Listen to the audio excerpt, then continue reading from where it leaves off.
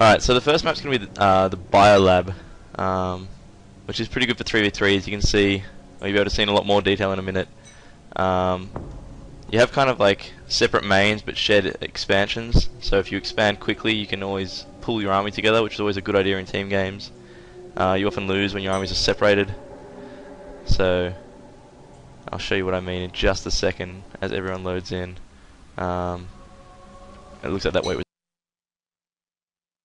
a joke, everyone seems to be here. Okay, so in the bottom we have, I'm just going to call it by the people who posted first on Facebook, by the way. This is Team Sprakky. We have the blue Zerg over here, purple Zerg over here, Emerald, and up in the top of their base, the red Protoss, tHugNasty. And in the top we have Team RabbiT. In the top left is the pink Protoss, Exilemic. In the middle we have RabbiT, the teal Terran, or light blue Terran. And in the bottom right, the orange Protoss Zero. Now, as I was saying, all these three bases have sort of like a choke here, and then big shared expansion space over here. So the idea of this map is to get your armies out here nice and quick, expand fast, because of course in team games, if your opposition gets here, they can just snipe your armies one at a time, and you end up getting absolutely owned. So it's always a good idea to try and hold that middle area. You always want to group up as best you can. Anyway, back to the game. We don't see any sort of cheese happening. It's a pretty early pull by Sprakky actually. That may have been a 6 pull, but I'm not sure. He does have a few drones. Normally when you 6 pull, I don't think you make this many drones afterwards, so maybe going for some sort of quick early link pressure. And purple also, Emerald, has put down an early pull, so both Zergs have planted very, very fast pulls. Possibly to put on a lot of early pressure themselves, or maybe just to counter some cheese. I'll have to see what happens in just a second. But because it's quite easy for the opposition to wall off, especially the Terran up here, RabbiT. Hopefully that's not me lagging. I don't think it is. We'll see what happens if it keeps going. We'll have to sort something out. As I was saying, up here, RabbiT can easily wall off on this map. I believe 2 barracks actually walls that in, so he doesn't need to worry about Zerglings at all getting into his main. The only one actually choosing not to wall is Zero down here, so he could be in a lot of trouble if a bunch of links come his way. And we do see Zerglings on the way, 6 for Sprakky and 6 for Emerald as well by the looks of it, and there is a bit of lag there. I'm not sure who that is. And by the way, the scout actually saw these links on the way, so they do know the pressure is coming. Zero trying to drop a forge to try and get some cannons up in time to defend this, but of course tHugNasty got his probe in here and knows there is no wall off. Nothing to help defend Zero from this early ling attack. Only the 1 zealot about to pop out, which will not be able to hold these 6 lings very easily, especially when more come in for Emerald. So Zero is in a lot of trouble right now, needs to pull probes and run. Should be dropping a cannon in just a second. But if the links focus fire properly, they should be able to take out that cannon very, very easily. This 1 zealot, of course, can kill a ton of Zerglings. Good positioning with the back to the Nexus, but just not enough hit points there. All the probes running out of the base now. A lot of them have already died though, unfortunately. Chrono boosting out that 2nd zealot, and no cannons coming up, so it's going to be very, very hard for Zero to make some sort of comeback here. 1 pylon even going down. You can see his teammates helping out now. 1 Marine coming in. Very, very good positioning by RabbiT, getting the Marine in here where there's very little surface area for the links to attack him. Zealot out for Zero and Exilemic now. Should be able to clean this up pretty comfortably. But of course Zero has lost a ton of probes during this. Zero is actually down to 4 probes compared to his teammates are sitting on about 20 workers, and the opposition have well, similar worker count now. They're just droning up pretty hardcore after that fast pressure. And we do see Zero now getting a cannon in to prevent any further pressure, but yeah, it's a little bit too late. He has lost a ton of workers and a lot of mining time as well. And we actually see one of his workers down here. I'm wondering if he's going to try and actually cannon rush in a second to try and reapply some pressure back on the opposition. And we do see, by the way, both Zergs taking their expansions very quickly, which of course can be risky in the team games. If you get 3 armies coming down and sniping your expansion, it's very painful, but it's something Zerg really does have to do regardless. And we see here the bottom team, Team Sprakky, being quite aggressive, holding the opposition's towers, and we actually see a Stalker walking into the base as well. Exilemic is trying to do something with his zealots, but not really going to be able to do too much. Needs to micro this Stalker a bit better though. There we go, that's better. I'm going to take out this first zealot, and the other one should get away. But here comes some pressure from RabbiT as well. Should chase this off. tHugNasty trying to drop a pylon there to warp in reinforcements, but they just don't have enough here to hold it, I would suggest. RabbiT and Exilemic Stalkers coming down now should be able to clear this out pretty quickly. And that's going to end that sort of early pressure. And we did actually see his throw dropping a pylon down here, so not sure what he's planning on doing with it, but he's not using it yet. We do see that one zealot as well getting taken out at the expansion, so not too much happening. And we do actually see tHugNasty warped in some more units at that Zonite Watchtower pylon, so able to do a little bit more hurt, but it looks like they should be able to clean this up pretty comfortably. More Stalkers coming back for Exilemic, and going to take out the Stalkers of tHugNasty now.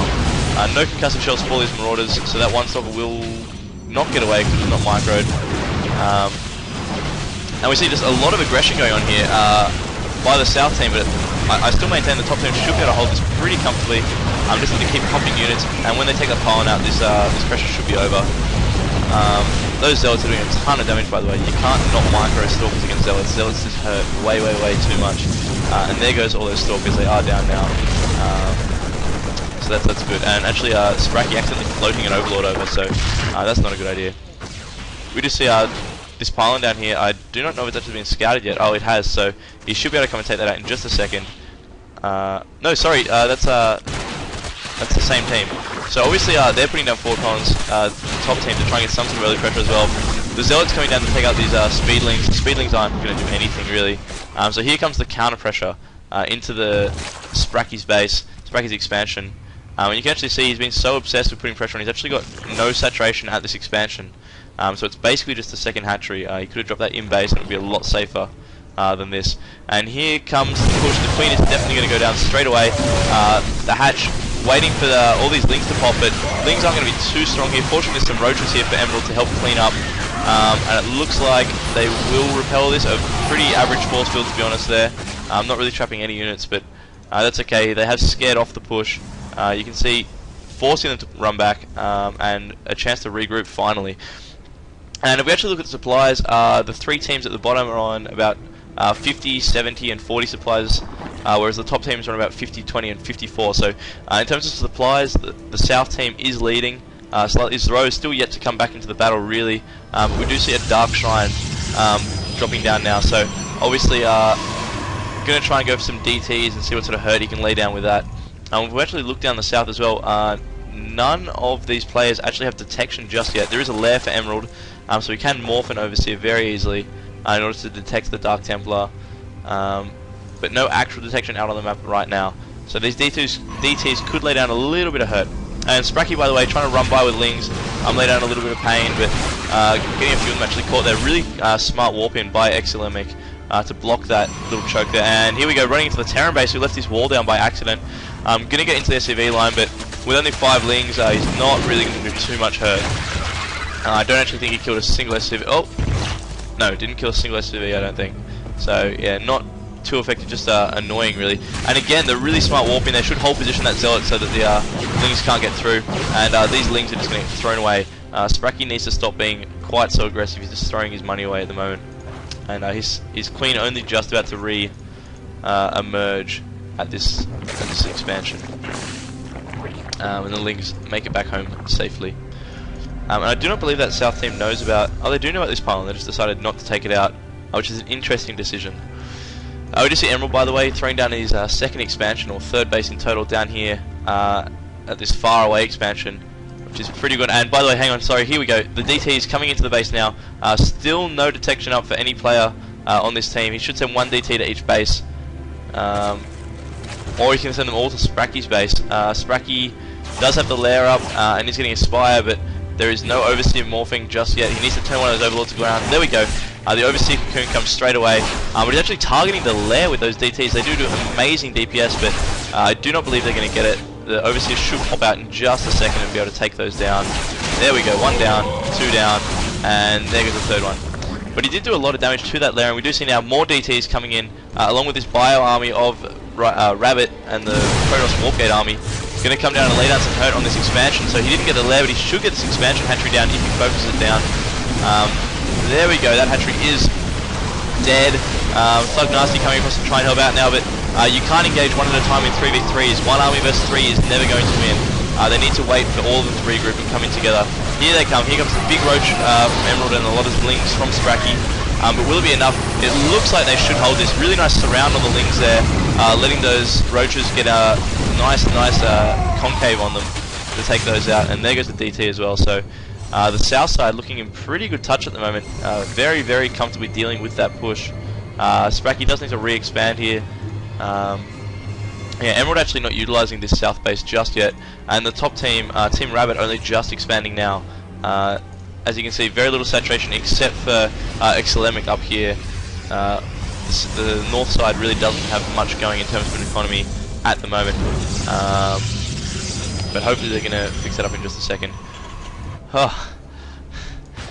So we do see, if we look at the resource station, Emerald is absolutely smashing the supplies at 133 with just a massive roaches. He does have that speed upgrade, but no burrow yet, no burrowed movement, so just very fast roaches. That's it so far. And by the way, Sprakky dropping a third